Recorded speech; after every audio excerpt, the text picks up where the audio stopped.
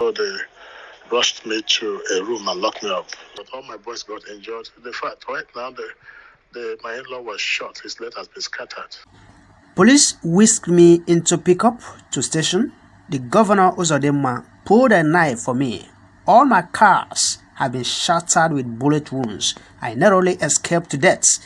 This is the account of Rochas Okorocha, the senator himself. Now, you're going to hear him speak right now. This is a phone call conversation on his travel in the police station, because as you know, it's not only news that he was arrested by the governor of Imo State, Senator Uzodinma, after being denied access to entering his property, one of his properties in the Owerri metropolis. That hotel is called Palm Estate Hotel, built by Rochas, and this is according to the governor. One of the processes initiated by the state government to recover the Imo State looted fund, so to say. So yesterday he was quizzed by police, and during that account, we reached out to him to ascertain his situation over there. So you're going to hear his account right now.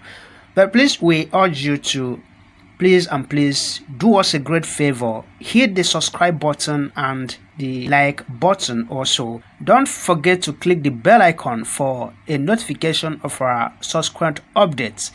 Thank you, all of you who have subscribed to this very channel. May Elohim promote each and every one of you in Jesus' name. Senator, what's happened? We've seen lots of the social media clips. Can you explain exactly where you are and explain what's happened earlier today? Well, what happened is something I can't even imagine. I went to came back from an occasion, and I proceeded to the Royal Palm Hotel to see to acquire what actually happened. On getting to the Royal Palm Hotel, I saw a lot of thugs. I didn't know they were waiting. So they started molesting, cutting my boys, shooting. But the police were there too. And the police did nothing and said nothing. And they started macheting. So my orderlies, I warned them nobody should shoot. So they rushed me to a room and locked me up. So those boys had tear gas. The police also were throwing tear gas. Everything. As they're advancing, the police were backing them up. And they were coming and were shooting. So I inquired, they say it's government house police, and asked, listen, is this with the directive of the IG or directive of the CP?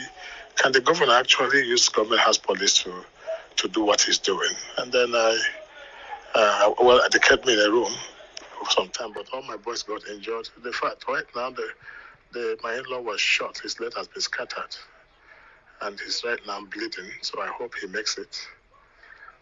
The situation is quite bad, and surprisingly, the police whisked me into a pickup and brought me to police station, and I'm here now.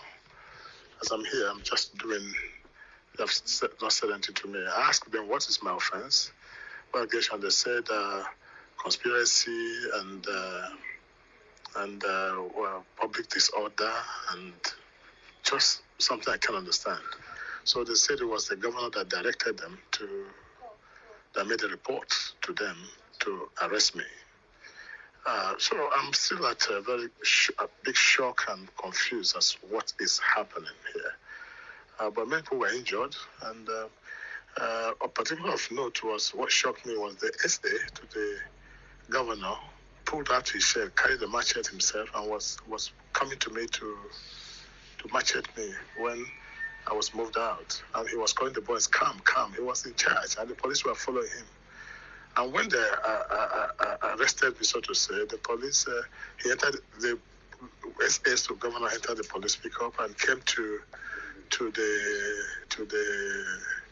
police station with their own video and they were making jest of me that there's only one governor in the state, where there's only one immunity, and they're going to deal with me. I think all kinds of, I can't believe it. I'm still at a state of confusion as to what could lead to this. But all my cars had bullet wounds. They shattered all the cars, and the hotel room where I was kept in the room. I had to lie down flat. They were shooting everywhere and macheting everything. And until they're done with what they want to do, they beat up all the boys with me and they dragged everybody into the pickup. It's something I can't even imagine yet. This is what I can consider stories I hear in movies, but I've seen it live and it's real. I'm so shocked. Senator, can I just confirm, have you or your wife, have you personally been attacked or are you wounded? That's what some of the social media blogs are suggesting. Yes. No, actually, what they did was the tear gas they threw at me by the police and the people, and that was malhandled, but except for my detail was taken, he was pulled his suit, beaten up, my orderly was beaten up. They were getting to me when I was moved into a room, and they were saying, calm down, and they were shooting at the room, shooting everywhere. But prior to this, there was the governor gave order to seal the hotel in question, and out of what he called the report from the Commission of Inquiry. And they have concluded the report. No one ever invited anybody. There was nothing. They had a report which maybe he cooked up in government house and started acting on it. Not a court order, not any court judgment. And this is his style. And the governor has been doing this. Last time, a widow was arrested and kept here for 22 days. And people have been arrested. And Atlanta has a new law that gives him power to arrest people at will and put them in jail at will. I've just been informed that the next procedure will be to get to the court tomorrow and get court order and control detention. But so far, I'm here. I've sent text to the Commissioner of Police. I've called everybody. Nobody's responding. So I'm just here in one room, one dark room, no light. So I'm just waiting for what will be the next line of action by the police in this matter. This is where we are. So, Senator, who are you with at the moment? Who have you been detained with? Well, there's one, my former commissioner who was with me. He was beaten mercilessly. And, what shocked me that in the presence of the police, this boy was being beaten mercilessly. And actually, there was one boy from his village who beat him up. And right now, he doesn't have a shoe, he doesn't have a phone. They tore his clothes, and he's here with me. But I don't think he's a suspect in that question. The guy just saw opportunity to beat him up. That's where we are. Very pathetic, very, very pathetic. In as much as I sympathize with Rochas in his ordeal. But on the other way around, I want Rochas to experience this because he himself, he did the same thing to people. I remember how he brutalized and used his power arbitrarily when he was governor to even dethrone some justices, judges, traditional rulers, and even he went after some clergy men that did not do him anything. If you say him, if you go against him, if you say anything, if you try to defend people, if you speak, for justice, he will just come against you. This is exactly what Rochas did to some other people.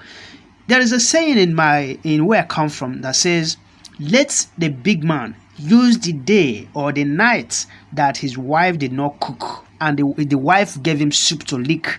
Let that big man use that night to know how the days and the nights of orphans and poor people have always been, because especially when they don't have to eat.